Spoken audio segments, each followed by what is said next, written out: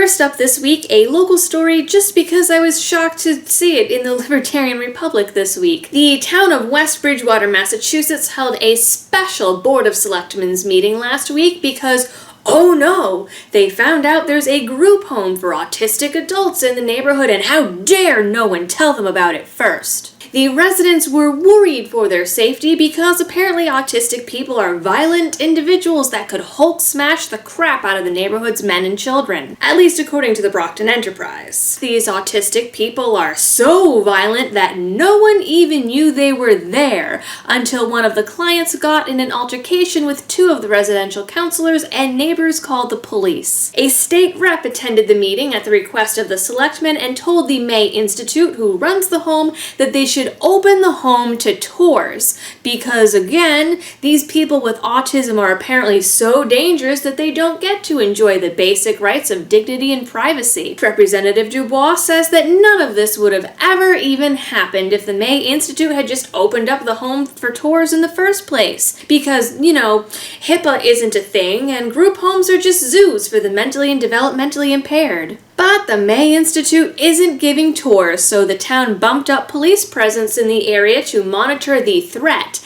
And of course, there's nothing that could go wrong there. It's not like the police have a bad track record in dealing with the mentally ill or anything. Speaking of which, that Florida police officer that shot an unarmed therapist while he was helping an autistic client last summer was charged with attempted manslaughter last week. A 10-year-old autistic boy was also arrested in Florida last week, apparently for an incident that occurred last winter. And apparently Florida is just the place where these things happen. John Benjamin Haygood, or Benji for short, was accused of being disruptive in class and kicking a paraprofessional that was trying to restrain him last year. He was expelled and out of school since, but had to go back for mandatory state testing on April 12th. But when he and mom got there, the school resource officer recognized him, and apparently he had an outstanding warrant for assault that no one ever told the mom about. The school resource officer arrested Benji on the spot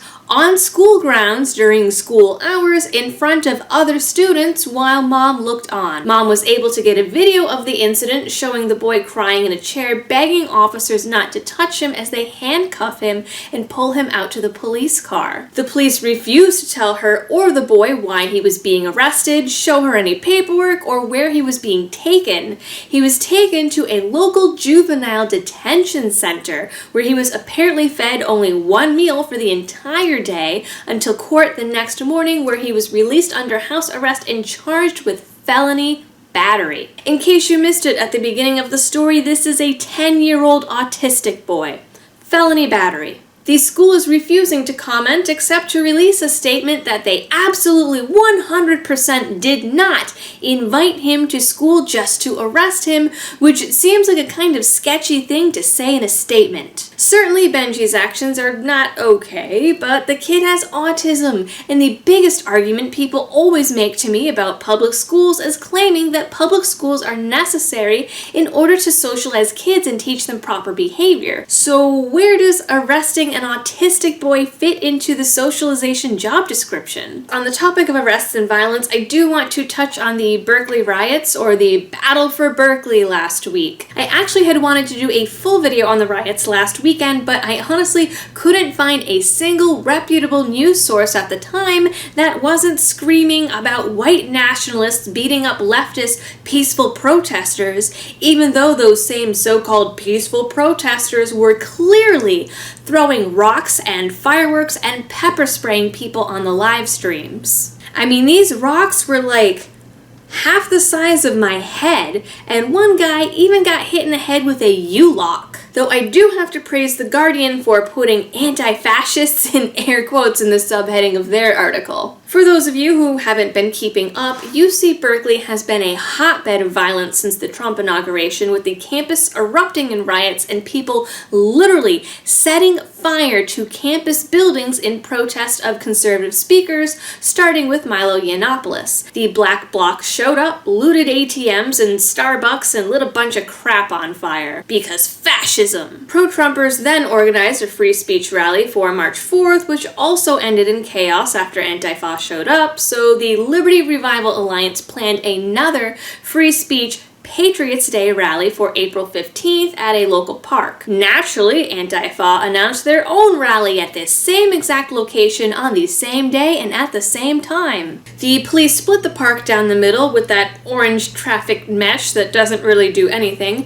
and confiscated everything from bear mace to soda cans filled with concrete, but somehow Antifa was still able to get in brass knuckles and M80s and smoke bombs and all other manner of things, including that bear mace that was supposedly confiscated, which of course resulted in a lot of Trump supporters getting maced in the face. Surprisingly, Mother Jones of all outlets reports the left actually making the first move towards violence by throwing an explosive into the crowd on the right, and then chaos ensued. The two sides fought in the streets for nearly 2 hours, with riot police standing down, which honestly I can kind of understand. After all, the Supreme Court ruled that police don't have a duty to protect, and police getting into a brawl would probably be a publicity nightmare. When questioned, police simply said to ask the chief of police for public comment.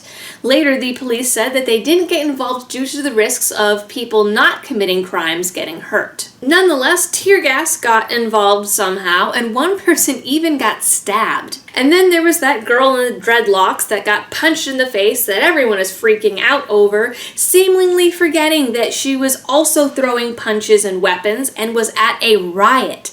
I mean, you can't show up at a riot and not expect to get hurt. Play stupid games, you're gonna win stupid prizes. I find this situation both impressive and frightening. On the one hand, I'm all for free speech, obviously. I think it's great that people are standing up for what they believe in, and it's also pretty impressive that the Trump side showed up with their own security and medics. Like, that's pretty cool. But this also feels like a powder keg ready to explode at any moment.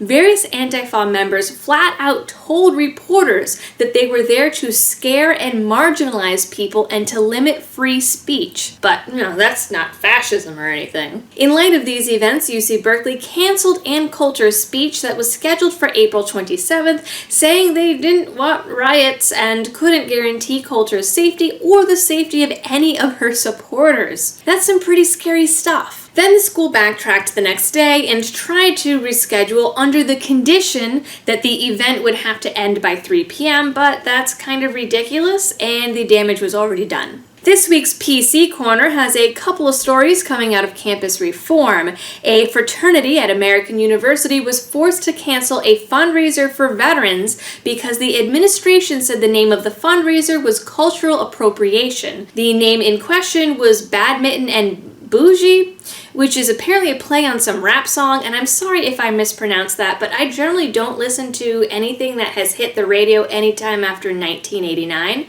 so I have no idea what that word is supposed to be. The assistant director for fraternity and sorority life told the frat that he was prohibiting the event in order to, quote, continue empowering a culture of controversy prevention. The event would have raised money for an organization that focuses on helping veterans combat mental health issues. The administration did, however, approve a Tiki Time event because Polynesian culture is exempt from complaints of cultural appropriation. Students at Duquesne are lobbying against a new Chick-fil-A, saying that because the owner opposes same-sex marriage, the fast food joint would violate the campus's safe space and jeopardize students' safety. And faculty members at Shoreline Community College in Washington have been encouraged to give students extra credit for attending anti-Trump activities. But they also want to remind everyone that colleges are not biased and non-progressives are welcome. Finally, Google has released new guidelines for its developers, telling them to use gender-neutral language and provided a list of now forbidden words,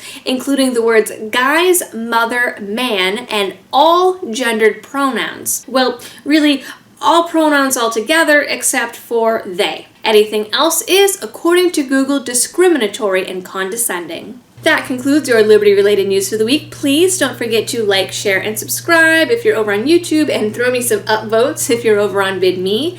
And if you really like my videos and want to help me spread the message of liberty, you can also help me by supporting me on Patreon. Until next week, thanks for watching and helping to keep liberty alive.